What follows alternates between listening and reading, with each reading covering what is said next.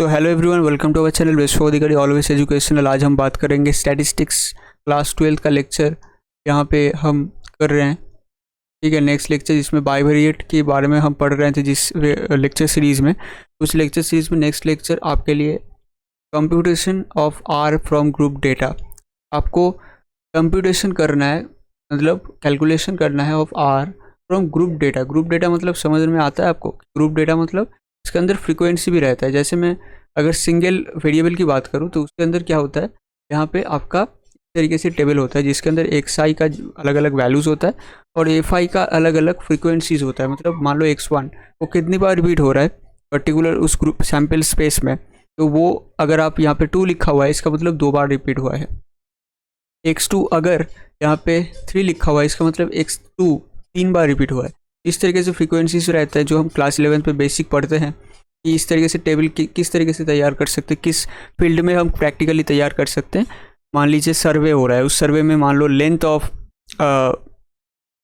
Of children ऐसे बोला जा रहा है, तो अलग अलग फैमिलीज़ को हम क्या कर रहे हैं, कंसिडर कर रहे हैं और अलग अलग चिल्ड्रेंस के बारे में डेटा ले रहे हैं। तो उसका जो भी लेंथ है उसके अंदर क्या होगा, वेरिएबल होगा। अब ऐसा हो सकता है कि 2 अलग अलग फैमिली है लेकिन उनका जो चिल्ड्रन है उस चिल्ड्रन का जो लेंथ है वो सेम है।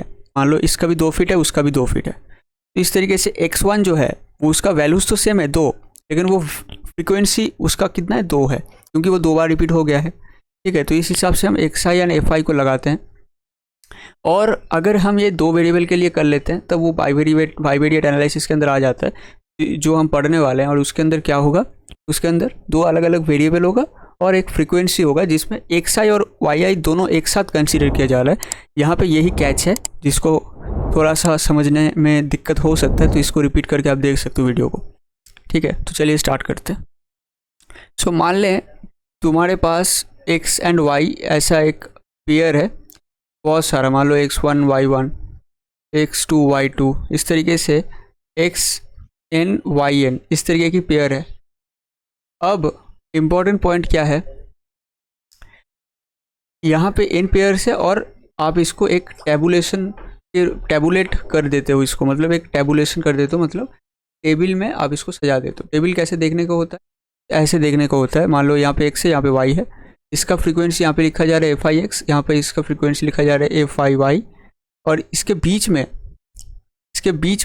बीच में दोनों का एक साथ फ्रीक्वेंसी काम कर रहा है। x और y दोनों का एक साथ फ्रीक्वेंसी काम कर रहा है। क्लास 11 में कुछ ऐसा टैबुलेशन के बारे में हम ऑलरेडी कंसेप्ट्स ग्रैब कर चुके हैं कि ऐसा टैबुलेशन होता है जिसमें 2 वेरिएबल काम करता है। ठीक है, तो इसको हम ऐसे रिप्रेजेंट कर सकते हैं, टैबुलेट कर सकते हैं। तो उस तरीके से इस पर्टिकुलर सैम्पल स्पेस को हम इस पर्टिकुलर टैबुलेशन मतलब टेबल में हम उसको सजा दिए हैं। तो इसको टैबुलेशन फॉर्म में हम कंसिडर कर रहे हैं और टैबुलेट कर दिए हैं। तो तब हम इसको कंसिडर करेंगे इस पर्टिकुलर टेबल को और इससे कुछ डेटास निकालेंगे और उस डेटास से हम आर की वैल्यू निकालेंगे। आर मतलब क्या है, कोरिलेशन कोएफिशिएंट है, कितना लीनियर रिलेशनशिप है x और y के बीच में।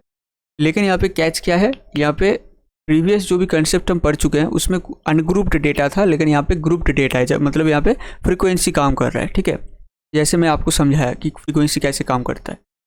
तो तब हम क्या करेंगे, तब बहुत सारा कुछ हमें समझना पड़ेगा, लेकिन उससे पहले आपको कुछ जनरल टर्म्स के बारे में अवगत होना चाहिए। x and y in pair से, और x ये जो टैबुलेशन हम कर लिए थे, इस टैबुलेशन के अंदर जो यहाँ पे जो x होगा और यहाँ पे y होगा, ये x का जो क्लासेस होगा, कितना सारा क्लासेस है, यहाँ पे k क्लासेस है, यहाँ पे k क्लासेस तुम्हारे पास है और l क्लासेस y का है, तो यहाँ पे l क्लासेस y का है। ठीक है, x एंड xi yi कैसे रिप्रेजेंट करते हैं, मान लीजिए x का जो है, x एक रेंज पे है, मान लो 0 से 10, 10 से 20, 20 से 30, तो अगर ऐसा कुछ रेंज में है तो उससे हम क्लास मार्क्स निकाल सकते हैं, इसका एवरेज ले सकते हैं। एवरेज कितना होगा, एवरेज होगा 15, एवरेज होगा 25। तो इस तरीके से हम जो ऑलरेडी यहाँ पे ऑब्टेन किए हैं उसको हम बोलते हैं क्लास मार्क्स। इसको हम xi से रिप्रेजेंट करेंगे जब x वेरिएबल काम कर रहा है। सेम तरीके से जब y वेरिएबल काम कर रहा है तो उसको हम j क्लास से रिप्रेजेंट करें, class marks of jth class of y। तो टोटल कितना है, y के लिए l क्लासेस है, उसमें से jth क्लास मतलब कोई भी एक क्लास के बारे में बात किया जा रहा है, रैंडम कोई भी एक क्लास है, मान लो ये वाला क्लास। तो इसको हम कैसे लिखेंगे, मैथमेटिकली लिखेंगे जेथ क्लास। जे कैसे रिप्रेजेंट हो रहा है, j is 1 to L, j is like 1 से L तक वैरी कर सकता है जे का वैल्यू, ठीक है। सेम तरीके से आई का वैल्यू 1 से K तक वैरी कर सकता है। और जो एफ आई है, एफ आई जे है, दोनों वेरिएबल काम कर रहा है, इसको हम बोलते हैं frequency of I J cell. I J cell मतलब कोई भी एक सेल लो, ये आई कॉमा जे सेल है, इस पर्टिकुलर सेल का जो भी फ्रीक्वेंसी होगा, यहाँ पे जो भी लिखा रहेगा तो हम बोलेंगे frequency of I J cell, ठीक है। सो तब अगर हमें इतना सारा कुछ पता है और अगर हम बोलें कि आर एक्स वाई हम कैसे रिप्रेजेंट करेंगे, तो लिखेंगे 1/n summation of i summation of j, क्योंकि दोनों एक साथ काम करेगा। यहाँ पे डबल समेशन की कंसेप्ट आ जाता है। डबल समेशन मतलब कुछ भी नहीं है, दो समेशन यूज़ हो रहा है और दो समेशन से हम मतलब दो वेरिएबल यहाँ पे है, इसलिए हम दो समेशन को यूज़ कर रहे हैं, जो करना भी होगा, ठीक है। और एफ आई जे हम यूज़ करेंगे क्योंकि वहाँ पे दो अलग अलग वेरिएबल है, दोनों को एक साथ कंसीडर करके हम फ्रीक्वेंसी निकाल रहे हैं। जैसे मान लो यहाँ पे जैसे आपको एक टेबुलेशन फॉर्म पे आपको दिखा देते हैं, यहाँ पे कुछ फ्रीक्वेंसी एफ आई जे होगा, एफ आई एक्स होगा और एफ आई वाई होगा। तो यहाँ पे देखिए, यहाँ पे अल्टीमेटली जो समेशन होगा वो कुछ होगा समेशन ऑफ एफ आई जे। और इम्पॉर्टेंट पॉइंट है, मान लो कि यहाँ पे कोई भी एक ये है, तो इसको हम क्या बोलेंगे, x2 और y2, मतलब जिस पर्टिकुलर बाइवेरिएट डेटा के अंदर। सो यहाँ पे मान लो x2 और y2 है, और x2 y2 जो वेरिएबल x2 का वैल्यू है y2 का वैल्यू है, इसके लिए जो फ्रीक्वेंसी यहाँ पे लिखेंगे इस पर्टिकुलर बॉक्स में, तो इसको हम यूज़ करेंगे। तो उस हिसाब से जो फ्रीक्वेंसी होगा इस हिसाब से काम करता है, ठीक है। अब ज़रूरी पॉइंट क्या है, यहाँ पे और भी चीज़ें हैं, जैसे एफ आई नॉट है। अच्छा, पहले तो ये लिख लिया है, उसके बाद पीछे क्या लिखते हैं, स्टैंडर्ड डेविएशन। ये है स्टैंडर्ड डेविएशन ऑफ एक्स, ये स्टैंडर्ड डेविएशन ऑफ वाई, लेकिन ग्रुप डेटा के लिए। तो ग्रुप डेटा के लिए आप जब लिखेंगे तब सिर्फ एक पर्टिकुलर एक्स को कंसिडर करेंगे, ठीक है। जैसे यहाँ पे हम अगर देखें, जैसे अगर हम इस पर्टिकुलर टैबुलेशन में देखें, ये जो x1 है, यहाँ पे x1, y1, तो अगर हम सिर्फ x की बारे में बात कर रहे हैं तो सिर्फ एक x को लेंगे और उस x के साथ जो भी सारे y का कॉम्बिनेशन बन सकता है, सारा y। सो मैं ये बता रहा था कि यहाँ पे जो एफ आई नॉट है, ठीक है, तो एफ आई नॉट जो है इसका मतलब क्या है, देखो x, पहले तो देखो कि x की बारे में बात किया जा रहा है, तो x की बारे में बात किया जाएगा तो अगर आप इस टेबल में देखोगे तो ये पर्टिकुलर x, इस पर्टिकुलर x के बारे में बात किया जाएगा, तो उसके बारे में बात करने के लिए सारा कंडीशन लेना पड़ेगा, सारा कॉम्बिनेशन, मतलब y1 के साथ भी, y2 के साथ भी, सेम y3 के साथ भी, ऐसे तरीके से yl तक। उसके बाद फिर हम x2 में जाएंगे, उसके बाद x3 में, उसके बाद x4 में, और सेम चीज़ करेंगे जैसे जैसे मैं कर रहा था। तो उससे क्या होगा, सारा जो भी कॉम्बिनेशन है वो सब हम कवर कर सकते हैं। तो इस तरीके से अगर हम चलेंगे तो सारा कवर कर सकते हैं। तो उस हिसाब से हमें पहले क्या करना पड़ रहा है, एक x को फिक्स करना पड़ रहा है, फिर सारा y को रिपीट करना पड़ रहा है। तो यहाँ पे देखिए, यहाँ पे जो एफ आई नॉट है, इसका मतलब क्या है, इसको समझने की ज़रूरत है। इसका मतलब है कि j को आप वेरिएबल के फॉर्म पे ले रहे हो और समेशन कर रहे हो एफ आई जे का, जहाँ पे i कांस्टेंट है, ठीक है। सेम तरीके से अगर आप एफ नॉट जे की बारे में बात करोगे तो वहाँ पे भी सेम चीज़ है कि जब यहाँ पे y की बारे में बात किया जाएगा तब क्या होगा, आपका एक पर्टिकुलर j फिक्स्ड होगा, उसके बाद सारा y को रिपीट करना पड़ेगा, फिर नेक्स्ट j पे पहुँचना है। तो उस हिसाब से हमें चलना है। तो तब हमें क्या करना है, i को क्या करना है, वेरिएबल के फॉर्म पे लेना है और j को फिक्स करके हमें i के बारे में डिस्कस करना है, ठीक है। ऑलरेडी हमें यहाँ पे j मेंशन्ड होगा और उस j मेंशन्ड को यहाँ पे लिखेंगे, और बाकी जो i है सारा y को तो रिपीट करना ही पड़ेगा, ऊपर से नीचे सारा i को रिपीट, वो लेफ़्ट टू राइट सारा i को रिपीट करेंगे, क्योंकि यहाँ पे i क्या है, x की बारे में बात कर रहे हैं। तो x मतलब i और y मतलब j, तो यहाँ पे i मतलब लेफ़्ट टू राइट जाना है सारा x को कवर करने के लिए, ठीक है, इस तरीके से। तो आप आई थिंक समझ में आ गया है आपको कि एफ आई नॉट और एफ नॉट जे किसके बारे में बात कर रहे हैं, कैसे हमें ये अप्रोच करना है। एक्स बार की बारे में बात करते हैं। एक्स बार जब निकालेंगे तब क्या होगा, सेम चीज़ है, सारा एक्स को कंसीडर करना पड़ेगा। तो सारा एक्स को कंसीडर करना पड़ेगा मतलब आई को वेरी करना पड़ेगा और एफ आई नॉट को यूज़ करना पड़ेगा। क्यों? क्योंकि तब आप जे को फिक्स नहीं कर रहे हो, जे को सारा कंडीशन, मतलब जब आप एक्स की बार में बात करोगे, जब आप एक्स बार निकालना चाहते हो एक्स के एवरेज, तब आपको सारा वाई को भी कंसिडर करना पड़ेगा, एवरी केस में सारा वाई को। और जब वाई को कंसिडर कर रहे हो तो सारा एक्स को कंसिडर करना पड़ेगा, मतलब एक्स और वाई का कॉम्बिनेशन यहाँ पे है तो सारा एक्स और वाई आपको कंसिडर करना पड़ेगा। अब तुम जब एक्स बार निकालने जाओगे, मतलब एक्स की बार में बात हो रहा है, तो उस पर्टिकुलर एक्स को आप क्या करोगे, फिक्स करोगे, फिर सारा वाई को लोगे। तो इसके लिए क्या कौन सा यूज़ होगा, यही यूज़ होगा, क्योंकि इसमें क्या हो रहा है, जे को आप रिपीट कर रहे हो और एक्स, एक पर्टिकुलर एक्स को आप फिक्स कर रहे हो। तो तब आप क्या करोगे, एफ आई नॉट को यूज़ करोगे। जब आपका वाई बार की बार में बात होगा, तब वाई बार में क्या होगा, वाई आई को आपको फिक्स करना है, एक्स को रिपीट करना पड़ेगा, सारा एक्स की वैल्यूज़ को विथ वाई, ताकि सारा कॉम्बिनेशंस बन पाए और सारा कॉम्बिनेशंस को कवर कर पाए। तो उस केस में पर्टिकुलर एक वाई को आप क्या करोगे, फिक्स करोगे, फिर सारा एक्स को आप लोगे। तब सारा एक्स को लोगे, मतलब यहाँ पे एक्स को आपको वेरिएबल के फॉर्म पे लेना है, तो आप क्या लोगे, एफ नॉट जे लोगे और एफ नॉट जे को कंसिडर करके करोगे। अगर आप इसको और भी ज़्यादा मतलब इसको और ज़्यादा एक्सटेंड करने वाले हो, तब आपको क्या मिलेगा, 1/समेशन। अब जे यहाँ पे वाई जे तो मिलेगा, समेशन एफ नॉट जे की जगह आप आई लिखोगे और एफ आई जे लिखोगे। इसका मतलब समझ में आ रहा है कि आपको जे एक फिक्स ऑलरेडी कर दिए हो, उसके बाद आप आई को वेरिएबल के फॉर्म पे ले रहे हो, ठीक है। तो यही होता है डबल समेशन। बहुत लोगों को यहाँ पे कंफ्यूजन होता है, कुछ कंफ्यूजन की बात नहीं है। बेसिक से आप ग्रुप डेटा को विजुअलाइज करके कर सकते हो, जो भी टेबुलेशन है उसको विजुअलाइज करके कर सकते हो।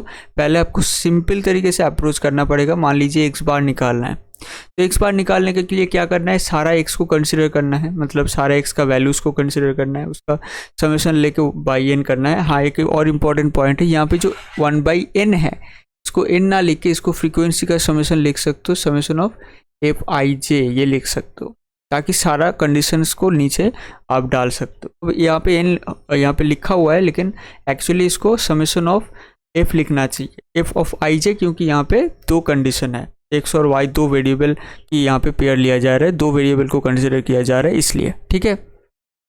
अब बात आता है कि मैं एक और क्या बोल रहा था, हाँ, आपको कैसे अप्रोच करना है कोई भी एक मान लो डबल समेशन की, या ऐसा एक्स वाई बाइवेरिएट डेटा के अंदर जब आपको डेटा कुछ मेजरमेंट निकालने को बोल रहा है, तो आपको जस्ट ऐसे तरीके से अप्रोच करना है। मान लिया एक्स बार है, तो एक्स बार जो है आपको वो निकालने के लिए सारा एक्स को कंसिडर करना पड़ेगा एक के बाद एक, लेकिन उसके साथ ही साथ आपको वाई भी कंसिडर करना पड़ेगा। तो जब आप यहाँ पे सारा वाई को कंसिडर करने जाओगे एक पर्टिकुलर एक्स को वेरिएबल लेके, तो उस केस में आपको क्या यूज़ करना होगा, एफ आई नॉट में ऑलरेडी डिस्कस किया, जहाँ पे आपको क्या करना होता है, एक आई को फिक्स करके जे को वेरिएबल के फॉर्म पे लेना है, ठीक है।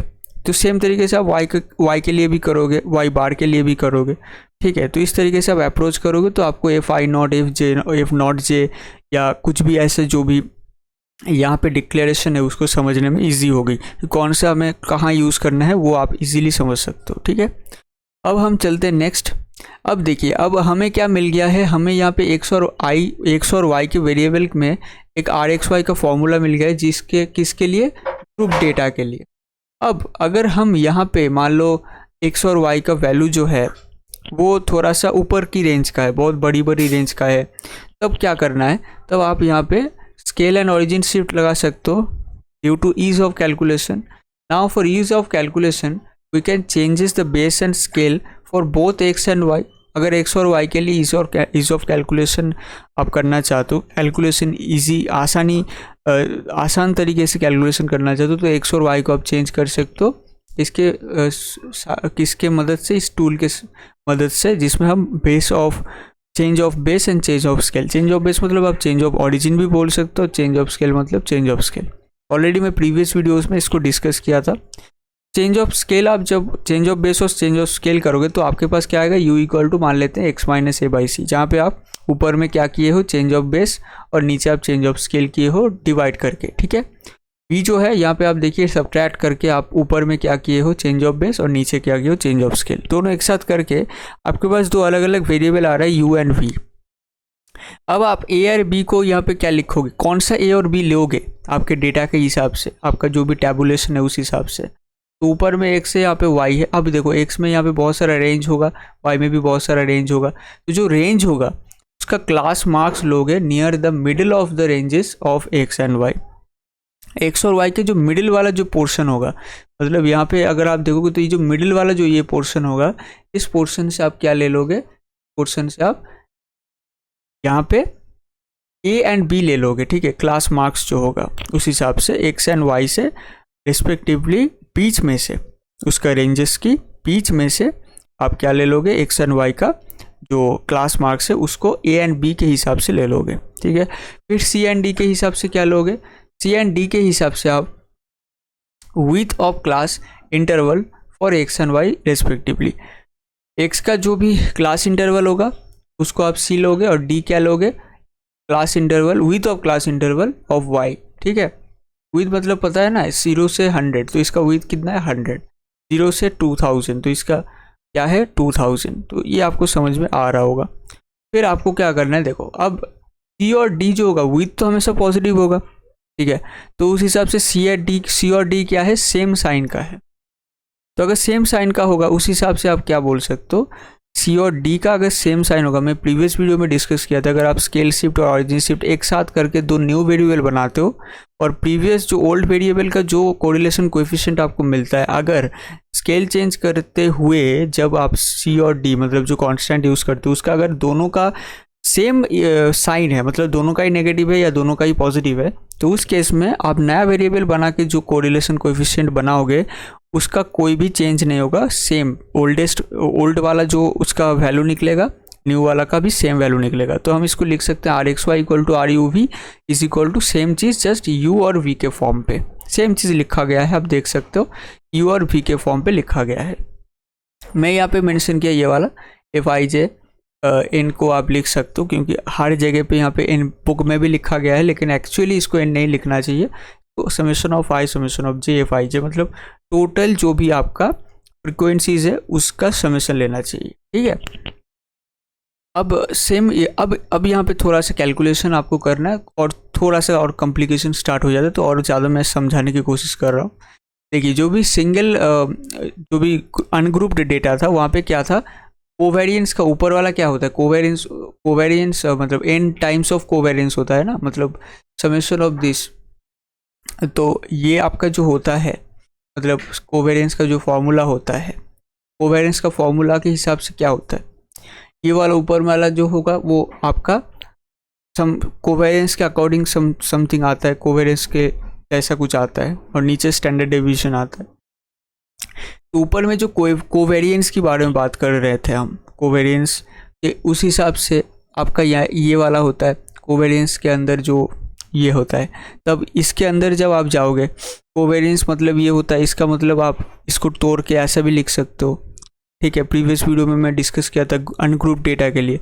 तो बस उसके साथ आपको जस्ट क्या करना है, एनालॉजिकल अप्रोच चलाना है।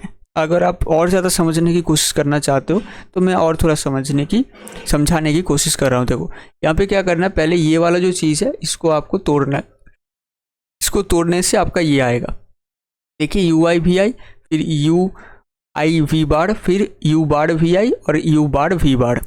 तो यहाँ पे 4 टर्म्स आ जाएगा, देखिए 1 2 3 एंड 4 और लास्ट में तो ये कैरी होगा हमेशा। अब इसको जब आप अंदर घुसाओगे तो आप क्या मिलेगा आपको, यहाँ से ये वाला देखो, यहाँ से आपको क्या मिलेगा, अगर आप यू आई वी आई और यहाँ पे फ्रीक्वेंसी और यहाँ पे समेशन वाला टर्म यहाँ पे लिखोगे तो ये आएगा। अब ये आने के बाद आपका नेक्स्ट जो टर्म होगा इसमें वी बार क्या होगा, कांस्टेंट हो जाएगा, बाहर निकलेगा और 1/n समेशन और साथ ही साथ यू आई और साथ ही साथ फ्रीक्वेंसी यहाँ पे आ जाएगा। फिर सेम तरीके से ये वाला होगा, सेम तरीके से इसका कांस्टेंट होगा, फिर 1/n समेशन के साथ फ्रीक्वेंसी आएगा ये वाला। अब ये 1 हो जाएगा क्योंकि n इक्वल्स टू ये ऊपर वाला चीज़ ही होता है, तो यहाँ पे मैं ऑलरेडी यहाँ पे बता चुका हूँ, तो उसको कट के 1 हो जाता है। तो यहाँ पे U bar we bar repeat होता है और ये वाला चीज़ समझने की कोशिश कीजिएगा, वी बार और ये जो अंदर वाला चीज़ है ये कुछ भी नहीं है जो मैं प्रीवियस जो भी मैं यहाँ पे डिस्कस किया एक्स बार के बारे में। अब ध्यान से देखिए एक्स बार में क्या था, एक्स बार में क्या था, एफ आई नॉट था। अगर आप अब यहाँ पे एफ आई नॉट लिख दोगे, इसका वैल्यू अगर लिख दोगे तो आपको क्या मिलेगा, 1/n summation x I summation F i not मतलब क्या है, एक्स को रख के फिर वाई को हम वेरिएबल के फॉर्म पे लिख रहे हैं, तो वहाँ पे जस्ट अब वाई को वेरिएबल के फॉर्म पे लिखोगे, मतलब रिपीट करोगे तो एफ आई जे हो जाएगा। अब देखिए ये कुछ भी नहीं है, एफ आई जे और 2 समेशन है और 1/n है और एक्स आई है। यहाँ पे अगर आप यू बार में वही सेम फार्मूला अप्लाई करने की कोशिश करोगे तो आपको क्या मिलेगा, 2 समेशन फिर वो वेरिएबल फिर एफ आई जे फिर 1/n। तो मतलब ये यू बार ही तो हुआ और कुछ नहीं हुआ। देखिए ध्यान से, ये वाला जो यू आई है इसको जस्ट रिपीट नहीं कर रहे हैं, सेम एक को सेम रख रहे हैं। मान लीजिए u1 रखा, उसके बाद सारा v को रिपीट कर रहे हैं, तो उसके लिए j को क्या करेंगे, रिपीट करेंगे, और j को रिपीट करने के बाद फिर नेक्स्ट में जाएंगे तो i को भी रिपीट करना पड़ रहा है। तो उसके हिसाब से ui मतलब i को भी रिपीट कर रहे हैं और j को भी रिपीट कर रहे हैं fij को कैरी करके। तो इस हिसाब से ये जो है ये u बार ही होगा, क्योंकि 1/n भी सामने है। तो इसका मतलब u bar into V bar यहाँ पे आ गया, यहाँ पे क्या आएगा minus u bar into V bar. Same तरीके से यहाँ पे u बार होगा, और यहाँ पे सेम चीज़ देखिए vi, मतलब पहले v को कांस्टेंट रख के सारा u को रिपीट कर रहे हैं, तो उसके लिए i को रिपीट कर रहे हैं। तो अगर आप इसमें दे दोगे, और फिर j को रिपीट करेंगे, क्योंकि v को भी लगातार बेसिस में रिपीट करना पड़ेगा सारा कॉम्बिनेशन को कवर करने के लिए। तो उस हिसाब से ये भी क्या निकल के आ गया, वी बार निकल के आ गया। तो ये भी यहाँ से भी क्या निकल के आ गया, minus u bar we bar. तो 2 times of minus u bar we bar, और एक बार यहाँ पे v bar u bar we bar है, तो मतलब -2 times of u bar we bar plus u bar we bar क्या आता है आपके पास में, minus u bar we bar, और सामने जो भी चीज़ था वो कैरी होगा। ठीक है, ये एफ है। तो यहाँ पे अल्टीमेटली जो फॉर्मूला आता है वो R U V is equals to this by, नीचे आपका टर्म आता है 1/n समेशन दिस। सो यहाँ पे जो आर यू भी होगा वो क्या होगा, जस्ट ऊपर में जो भी चीज़ मैं अभी डिस्कस किया, जो भी कैलकुलेशंस वो वगैरह ऊपर में होगा न्यूमरेटर के अंदर, और डिनोमिनेटर में क्या होगा, जो भी नीचे वाला चीज़ है उस वो होगा, वो तो रिपीट होगा, उसके बारे में कोई मैनिपुलेशन नहीं करना है। तो आपको क्या करना है, जस्ट आपके पास ये आएगा। अब इंपॉर्टेंट पॉइंट, इसके नीचे जो भी चीज़ था वो तो आएगा ही। अब जब r की वैल्यू आप n स्क्वायर से ऊपर नीचे जब मल्टीप्लाई करोगे, जैसे मैं प्रीवियस वीडियो में अनग्रुप डेटा के लिए r निकाला था, तो उसमें क्या किया गया था, ऊपर में n स्क्वायर नीचे भी n स्क्वायर से मल्टीप्लाई, ऊपर में मल्टीप्लाई किया था, नीचे भी मल्टीप्लाई किया था, ताकि n स्क्वायर कट के सेम रह चाहिए, सेम रहना चाहिए। फिर n स्क्वायर को क्या किया, अंदर में बस मल्टीप्लाई कर दिए जो भी टर्म से। जब यहाँ पे n स्क्वायर रखोगे तो n से n कैंसिल हो जाएगा, n स्क्वायर कैंसिल होकर n आ जाएगा। फिर एक n को आप पहले कर u बार में दे दीजिए, फिर v बार में दे दीजिए। तो अब u बार को आप ऐसे लिख सकते हो, ऐसे लिख सकते हो u बार को, मैं लिख के आपको दिखाता हूँ 1/n summation i summation j। पहले आपको u को कांस्टेंट रख के j को वेरी करना है, तो fij होगा। फिर आपका जो भी ये है सारा y जब कवर हो जाएगा, फिर नेक्स्ट u में पहुंचना है, तो i को भी आपको क्या करना है, वेरी करना है। तो इस हिसाब से आप ऐसे लिख सकते हो। अब जब इसको आप लिखोगे, अच्छा यहाँ पे i j नहीं होगा, हाँ i j होगा, ठीक है, तो टोटल फॉर्म पे लिखा हुआ है, तो इस हिसाब से लिखोगे। जैसे v बार है वही सेम चीज़ लिखोगे 1/n समेशन। पहले आप क्या करोगे, अच्छा यहाँ पे i लिखोगे, ठीक है, यहाँ पे i लिखोगे, यहाँ पे j लिखोगे, क्योंकि ये वाला नियर आ रहा है, क्योंकि j के साथ j वेरी हो रहा है, सॉरी i के साथ i वेरी हो रहा है, फिर j वेरी हो रहा है। ठीक है, अब यहाँ पे v के लिए क्या होगा, पहले i वेरी होगा, तो आप पहले i लिखोगे, फिर यहाँ पे भी क्या होगा, अच्छा यहाँ पे v आएगा, सॉरी यहाँ पे थोड़ा सा गलत लिख दिया, u ही होगा ना, यहाँ पे v होगा, सही लिखा था। फिर से आपको समझाने की कोशिश कर रहा हूँ। देखो यहाँ पे थोड़ा सा डाउट हो सकता है, थोड़ा सा कन्फ्यूजन मेरा भी आ रहा है ना, तो आपका भी आना एकदम नॉर्मल चीज़ है, कोई दिक्कत नहीं है, बार बार प्रैक्टिस करने से हो जाएगा। u बार मतलब क्या है, अब u वेरिएबल लेके काम कर रहे हो, तो इसका मतलब यहाँ पे ui लिखो, फिर नियर में i भी लिखना, i ही लिखना पड़ेगा। फिर i को वेरी नहीं करोगे, पहले j को वेरी करोगे, तो आप पहले j लिखो, fij। फिर आप i को फिर से वेरी करना पड़ेगा, क्यों, क्योंकि जो भी ये है i है, सारा i को आप कवर करना चाहते हो, तो आप ऐसे लिख सकते हो i j। अच्छा नियर में j लिखना है, क्योंकि i पहले लिख रहे हो, तो उसके नियर में जो भी चीज़ है वो लिखना होगा। उसके नियर में आप क्या लिखोगे, समेशन j और फिर समेशन i ui फिर fij, इस हिसाब से लिखोगे। फिर v बार के लिए क्या लिखोगे, पहले आपका v आएगा, तो v के लिए j यूज़ होता है, तो नियर में क्या लिखना पड़ेगा, समेशन के नीचे j ही लिखना पड़ेगा, तो j लिख दिया। फिर हम i को लेके काम करेंगे, fij, क्योंकि i को वेरी कर रहे हैं, तो सारा दो जो भी अलग अलग i j का समेशन भी आएगा, fij भी आएगा, vj भी आएगा, लेकिन कौन सा नियर में होगा समेशन, कौन सा साइन किसके लिए यूज़ करना है, वो भी इम्पॉर्टेंट है। ठीक है, वो भी आपको समझने की कोशिश करना है। इस हिसाब से लिख दिया। तो देखो अब f नॉट j मतलब क्या है, जस्ट आपका j को फिक्स रख के i को वेरी कर रहे हैं, तो इसलिए नॉट यूज़ कर रहे हैं x के पोजीशन पे। फिर सेम तरीके से एक्स को रख के वाई को वेरी कर रहे हैं, तो वाई की जगह नॉट यूज़ हुआ, ठीक है। यू बार मतलब ये चीज़ है और वी बार मतलब यही चीज़ है, और 1/n भी होगा सामने। लेकिन और हम एन स्क्वायर से मल्टीप्लाई भी कर रहे हैं ना बाहर, तो एक एन स्क्वायर यहाँ पे कट के एन आ गया, और ये एन स्क्वायर का एक एन यहाँ पे दे दिया और दूसरा एन यहाँ पे दे दिया, तो कैंसिल आउट होके क्या हो गया, सिर्फ समेशन रहा, ठीक है, सिर्फ समेशन रहा। तो इसके लिए क्या हो गया, आपका जो भी सिर्फ समेशन है वो समेशन सिर्फ रह गया, फिर यहाँ पे जो भी समेशन है वो रह गया, ठीक है। अब नीचे क्या होगा, नीचे एन स्क्वायर से मल्टीप्लाई तो कर रहे हैं, लेकिन रूट के अंदर n⁴ हो जाएगा। अब एक एन स्क्वायर इसके अंदर दे दो और दूसरा एन स्क्वायर, अच्छा एक एन स्क्वायर इसके अंदर इसके नियर दे दो, तो इसके नियर दोगे, अब जब रूट के अंदर जाएगा तो वो एन स्क्वायर का रूट हो जाएगा। अब रूट क्या हो जाएगा, इनटू होके एन स्क्वायर अंदर घुस जाएगा।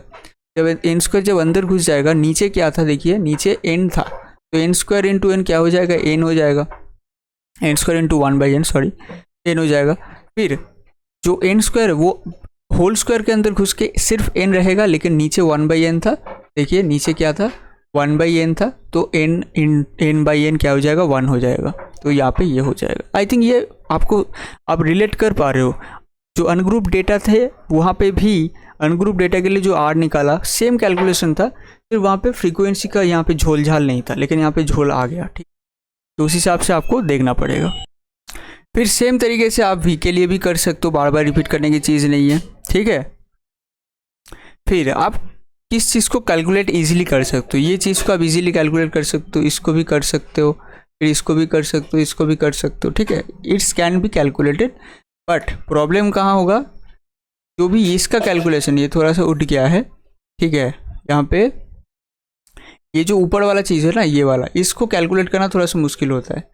समेशन यू आई यहाँ पे वी जे एफ आई जे, ये वाला, तो इस चीज़ को कैलकुलेट करना थोड़ा सा मुश्किल है, लेबोरियस है, तो इसको हम 2 स्टेप में करेंगे, 2 स्टेप्स के लिए हम करेंगे।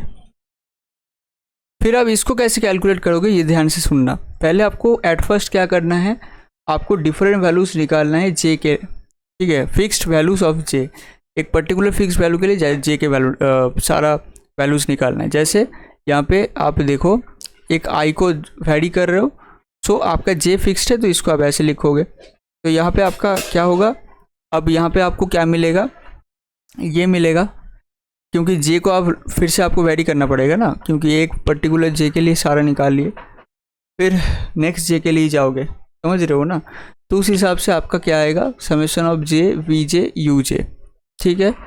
यू जे मतलब ये नॉर्मल वाला यू है और ये कैपिटल यू है, कैपिटल यू मतलब ये वाला, तो आप कैपिटल यू लिख रहे हो कि जो भी डिफरेंट वैल्यू ऑफ जे के लिए आप इसको क्या कर रहे हो, निकाल रहे हो पहले, ठीक है। तो उस हिसाब से क्या होगा, सिर्फ आई यहाँ पे वैरी करेगा, फिर नेक्स्ट जे पे जाओगे तो उस हिसाब से यहाँ पे जे भी यूज़ होगा। अब समेशन दोनों ही आ जाएगा, जैसे प्रीवियस था वैसे ही सेम चीज़ चल रहा है, यहाँ पे सेम ही कंसेप्ट है कि एक को फिक्स करो, फिर सारा नेक्स्ट वेरिएबल का सारा कॉम्बिनेशन उसके साथ ले लो, फिर नेक्स्ट स्टेप पे जाके नेक्स्ट वेरिएबल को यूज़ करो, फिर सेम चीज़ रिपीट करो। यही चीज़ तो सारे चीज़ में रिपीट हो रहा है ना। फॉर चेकिंग आवर कैलकुलेशन ये सब बाद में देखते हैं। अब देखो मान लो वी कैन डू विथ, ठीक है, ये विथ है, विथ आई ऑल्सो। अब आई के लिए क्या करना है, ऑल्टरनेटिव, जब आप आई के लिए करोगे तो पहले जे को क्या करोगे, वैरी करोगे एक पर्टिकुलर आई को फिक्स करके, फिर उस आई को क्या करोगे, रिपीट चेंज करके सारा आई का कॉम्बिनेशन लोगे, तो उसको आप वी आई से रिप्रेजेंट कर सकते हो। ये कैपिटल वी है, फिर आप वी आई को यहाँ पे लिख के सिर्फ आई को यहाँ पे चेंज कर सकते हो, क्योंकि वी आई कैपिटल वी आई मतलब वो वाला आई नहीं है। ये जो नोटेशन है, ये नोटेशन समझना ही सबसे इंपॉर्टेंट चीज़ है, सबसे ज़्यादा डिफिकल्ट और सबसे ज़्यादा इंपॉर्टेंट यही चीज़ होता है कि नोटेशन समझना। अब नोटेशन समझने के लिए पहले तो तुम्हें थोड़ा सा इमेजिन करके समझना पड़ेगा। जैसे वी कैपिटल वी आई मतलब क्या है, यहाँ पे ऑलरेडी यहाँ पे मेंशन कर दिया है कि कैपिटल वी आई मतलब क्या है। कैपिटल वी आई मतलब है जो भी पर्टिकुलर एक जे को फिक्स करके पर्टिकुलर एक आई को फिक्स करके पहले जे को हम क्या कर रहे हैं, सारा ले रहे हैं उसके साथ कॉम्बिनेशंस, फिर नेक्स्ट जे पे पहुँच रहे हैं। तो आप अभी भी अगर समझ नहीं रहे हो तो ध्यान से समझो। जैसे यहाँ पे एक टैबुलेशन है, ये वाला कुछ ऐसा है, तो यहाँ पे x है, यहाँ पे y है। अब जब तुम इस x के लिए लोगे, अब x का मान लो x1 है, x2 है x3 है, 4 है, x5 है, x6 है, और यहाँ पे मान लो y1, y2, y3, y4। अब देखो ध्यान से देखना, ठीक है, मैं यहाँ पे बढ़िया तरीके से अब आपको समझा दूंगा, अब यहाँ पे दिक्कत नहीं होगा। इस पर्टिकुलर x1 के लिए कॉम्बिनेशन लो, कितना कॉम्बिनेशन बनेगा, x1 y1, फिर x2 y2, फिर x3 y3, फिर x4 y4। इतना सारा कॉम्बिनेशंस का सारा फ्रीक्वेंसी यहाँ पे जो था 4 फ्रीक्वेंसी ऑलरेडी ले लिया, मतलब x1 के लिए ख़त्म। फिर नेक्स्ट जाएंगे x2 के लिए, फिर x2 के लिए क्या होगा, x2 y1, x2 y2, x2 y3, x2 y4, फिर सारा कॉम्बिनेशन 4 ख़त्म। फिर नेक्स्ट करेंगे, ऐसे ऐसे चलेंगे तो सारा ख़त्म हो जाएगा ना, क्योंकि ऑलरेडी हम एक एक करके सारा यहाँ पे वर्टिकली सारा कवर करके चल रहे हैं इंडिविजुअली, और फिर हम लेफ्ट टू राइट जा रहे हैं धीरे धीरे। तो मतलब सारा पूरा टेबल तो कवर हो रहा है, सारा पूरा टेबल का फ्रीक्वेंसी तो कवर हो रहा है। इतना चीज़ आपको समझ में आ रहा है? अब इतना चीज़ समझ में आ रहा है तो आप ध्यान से नोटेशन समझ लीजिए, किस चीज़ के किस पर्टिकुलर प्रोसेस के लिए कौन सा नोटेशन यूज़ किया जा रहा है। उसको अगर आप समझ लोगे तो आपका नोटेशन के लिए कोई प्रॉब्लम नहीं होगा, आप इमेजिन करके नोटेशन यूज़ कर सकते हो। जैसे यहाँ पे वी आई है, मतलब एक आई को फिक्स किया गया, जैसे यहाँ पे मैं x1 को फिक्स किया, यहाँ पे भी सेम तरीके से सिर्फ एक आई को फिक्स किया जा रहा है, कोई भी आई को, क्योंकि यहाँ पे जनरलाइज किया जा रहा है, फॉर्मूला यूज़ किया जा रहा है, बना रहा है फॉर्मूला, इसलिए क्या हो रहा है, इसलिए यहाँ पे जनरलाइज नोटेशन यूज़ कर रहा है। तो यहाँ पे आई जो एक यूज़ हो रहा है, एक पर्टिकुलर आई को यहाँ पे फिक्स किया जा रहा है, उसके बाद सारा वाई के उसके साथ कॉम्बिनेशन बनाया जा रहा है, फिर नेक्स्ट आई में शिफ्ट किया जा रहा है। तो जब नेक्स्ट आई में शिफ्ट करेगा तब समेशन किसका यूज़ करेगा, आई का ही तो करेगा, क्योंकि एक्स के लिए आई डिनोट हो रहा है और वाई के लिए जे यूज़ हो रहा है, ठीक है। तो अल्टीमेटली आपके पास ये बन रहा है, सेम चीज़ है, यही कॉन्सेप्ट सारे चीज़ में, यहाँ पे पूरा जो भी कॉन्सेप्ट मैं आज समझाने की कोशिश कर रहा हूँ ग्रुप डेटा के अंदर, सारा यही फंडा है, यही मेन बेसिक है जो आपको समझना है, ठीक है, इमेजिन करके समझना है। For checking our calculation use identifiers. अब कुछ आइडेंटिटीज़ मतलब क्या है, जैसे x² प्लस, ठीक है, जैसे मान लो sin² plus cos² equal sin² theta plus cos² theta equal 1, तो ये एक आइडेंटिटी। सेम तरीके से यहाँ पे कुछ आइडेंटिटीज़ यूज़ हो रहा है, मतलब दोनों का वैल्यू सेम है, इसलिए बीच में क्या हो रहा है, इक्वेशन साइन यूज़ किया जा रहा है, इक्वेट किया जा रहा है दोनों को। जैसे यू आई वी आई मतलब ये वी आई मतलब भी तुम्हें समझ में आ जाना चाहिए अभी, मतलब एक आई को फिक्स करके उसके साथ सारा वाई का कॉम्बिनेशन यूज़ किया जा रहा है। तो उस हिसाब से क्या होगा, पहले जे को वेरी किया जाएगा, और अब उसका जो वैल्यू होगा वो यू जे के साथ इक्वल होगा, क्योंकि आप एक पर्टिकुलर वेरिएबल को फिक्स करके अदर वेरिएबल के साथ उसका कॉम्बिनेशन लोगे, और अगर दूसरा वेरिएबल के साथ जो पहला वाला वेरिएबल का कॉम्बिनेशन लोगे वो सेम चीज़ आएगा। इसका मतलब अगर आप आई को फिक्स करके जे को उसके साथ कॉम्बिनेट करो, या तुम जे को फिक्स करके आई के साथ उसका कॉम्बिनेट करो, उसमें कोई दिक्कत नहीं है। लेकिन यहाँ पे क्या बता रहा है, यहाँ पे देखो जे को फिक्स किया जा रहा है और यू के साथ कर रहा है, मतलब यू जे मतलब क्या है, जे को फिक्स करके आई के साथ किया, फिर जे को क्या किया, रिपीट किया, और सेम तरीके से यहाँ पे पहले आई को फिक्स करके जे के साथ किया, फिर आई को रिपीट किया, ताकि सारा कुछ कवर हो पाए, ठीक है। फिर दूसरा जो कंडीशन है वो क्या है, समेशन ऑफ वी आई, यहाँ पे क्या है, आई को फिक्स किया जा रहा है, फिर आई को रिपीट किया जा रहा है, मतलब सीधी बात है, पहले क्या किया जा रहा है, आई को फिक्स करके सारा जे को लिया जा रहा है, फिर आई को रिपीट किया जा रहा है। आई थिंक आपको समझ में आ रहा होगा, जो मैं यहाँ पे गोल गोल करके दिखा रहा हूँ, जिस टाइम पे मैं दिखा रहा हूँ उसको समझ सकते हो, तो मेरे बात सुनते सुनते आप उसको बढ़िया तरीके से समझ सकते हो। जैसे मान लो अब यहाँ पे एफ नॉट जे क्यों यूज़ हो रहा है, क्योंकि यहाँ पे एक्स को रिपीट किया जा रहा है, वाई को फिक्स किया जा रहा है, ठीक है। फिर जब एक वाई के लिए सारा एक्स ख़त्म हो जाएगा, फिर नेक्स्ट वाई पे शिफ्ट हो रहा है, ठीक है। तो यही कंसेप्ट है सारा चीज़ में, यही कंसेप्ट, मैं यही चीज़ एक ही बार में बार बार रिपीट कर रहा हूँ और आपको समझाने की कोशिश कर रहा हूँ कि एक एक्स को फिक्स करके सारा वाई को कवर करो, फिर नेक्स्ट वाई एक्स में शिफ्ट करो, फिर सारा वाई को कवर करो, फिर नेक्स्ट एक्स पे शिफ्ट करो, फिर सारा वाई को कवर करो। इस तरीके से जब सारा एक्स ख़त्म हो जाएगा और इंडिविजुअली आप वाई तो ले ही रहे हो, तो सारा जो भी सारा फ्रीक्वेंसीज है सारा आपके पास में समेशन होके आ जाएगा। यही कंसेप्ट है। जैसे यू जे है, यू जे मतलब क्या है, आप जे को रखोगे, एक जे को रखोगे और आई को रिपीट करोगे, जब आई रिपीट हो जाएगा तब नेक्स्ट जे पे शिफ्ट करोगे, सारा जे को इस तरीके से कवर करोगे तो समेशन बाहर आएगा जे का, ठीक है। जैसे यहाँ पे एफ आई जे, यहाँ पे आई है, क्यों आई है, क्योंकि जब आप यहाँ पे आई को यूज़ कर रहे हो तब यू आई है। अब जस्ट जे को यहाँ पे ले लो, जे को यहाँ पे ले लो, तो इसका मतलब क्या है, जे को क्या कर रहे हो, वेरिएबल जे को आप सारा जे को कवर कर रहे हो एक आई को फिक्स करके, तो इसका मतलब आप जे को ही तो वेरिएबल हिसाब से ले रहे हो, तो इसमें जे की जगह पे नॉट यूज़ होगा। आप अगर इस कंसेप्ट को समझ लिए हो, इस तरीके से अप्रोच कर रहे हो, जैसे मैं अप्रोच करने की कोशिश कर रहा हूँ, जैसे आपको समझाने की कोशिश कर रहा हूँ, अगर आप इस तरीके से अप्रोच कर रहे हो तो आपका ये नोटेशन वगैरह के अंदर कोई भी डाउट नहीं होगा। आप नोटेशन समझ लोगे, तुरंत समझ लोगे नोटेशन, ठीक है। आई थिंक आपको मैं समझा पाया। तो इतना आज के लिए ये थ्योरी था। अब अगर मान लो थ्योरी आपको समझ में नहीं आया, पहली बार आप वीडियो देखो समझ में नहीं आया, तो दूसरी बार देखो ना भाई, ये तो आप देख सकते हो। दूसरी बार देखो, तीसरी बार देखो, चौथी बार देखो, आपको समझ में आ ही जाएगा। मैं मेन बेसिक जिस तरीके से आपको अप्रोच करना है वो मैं आपको बता दिया, इस तरीके से अप्रोच करना है, ठीक है। मिलते हैं नेक्स्ट वीडियो में, जिसमें इस पर्टिकुलर ग्रुप डेटा के कुछ एग्जाम्पल्स लूँगा। सारा कुछ क्रिस्टल क्लियर हो जाएगा, डायमंड क्लियर हो जाएगा। मैं आपको थ्योरी बता दिया एक इंडिविजुअल वीडियो में डेडिकेटेड, और आपको बेसिक जो भी अप्रोच है वो आपको समझा दिया। फिर नेक्स्ट वीडियो में इस पर्टिकुलर बेसिक को, इस अप्रोच को जब हम फॉर्मूला में लगाने वाले, मतलब इस फॉर्मूला को जब आप कॉन्सेप्ट में लगाने वाले, कोई भी क्वेश्चन में लगाने वाले, तब आपको आई थिंक समझ में आएगा और बेटर तरीके से आएगा। तो उससे पहले अगर इस 2-3 बार संभव हो तो 2-3 बार इस वीडियो को देखो। इस पर्टिकुलर ग्रुप डेटा को भी आप चबा डालोगे, ठीक है, एकदम बढ़िया वाला, एकदम हजम कर लोगे। तो मिलते हैं नेक्स्ट वीडियो में, तब तक के लिए गुड बाय। इस चैनल को सब्सक्राइब कीजिएगा, इस बढ़िया कंटेंट मिलता है स्टैटिस्टिक्स के ऊपर जैसे मिल रहा है। आने वाले दिनों फिजिक्स केमिस्ट्री मैथ्स का भी एक बहुत बढ़िया कंटेंट में ले आने वाला हूँ, फ्री ऑफ कॉस्ट WBJ का, JEE मेन का और स्टैटिस्टिक्स का बैच भी मैं यहाँ पे लॉन्च किया। और साथ ही साथ मैं स्टैटिस्टिक्स का वीडियोस भी डाल रहा हूँ फ्री में, अलग तरीके से रिकॉर्डेड लेक्चर्स भी आपको डालूंगा, इस डेडिकेटेड लेक्चर वीडियोस, जिससे आप कंसेप्ट क्लियर कर सकते हो और बहुत सारे प्रॉब्लम्स कर सकते हो, ठीक है। तो आने वाले दिनों physics chemistry maths statistics class 11-12 के लिए, और छोटे जो भी बच्चे लोग हैं उनके लिए भी मैथ्स और साइंस का क्लासेस आपका लगेगा। तो चैनल को सब्सक्राइब करके बेल आइकन को ऑन कर लीजिएगा। मिलते हैं नेक्स्ट वीडियो में।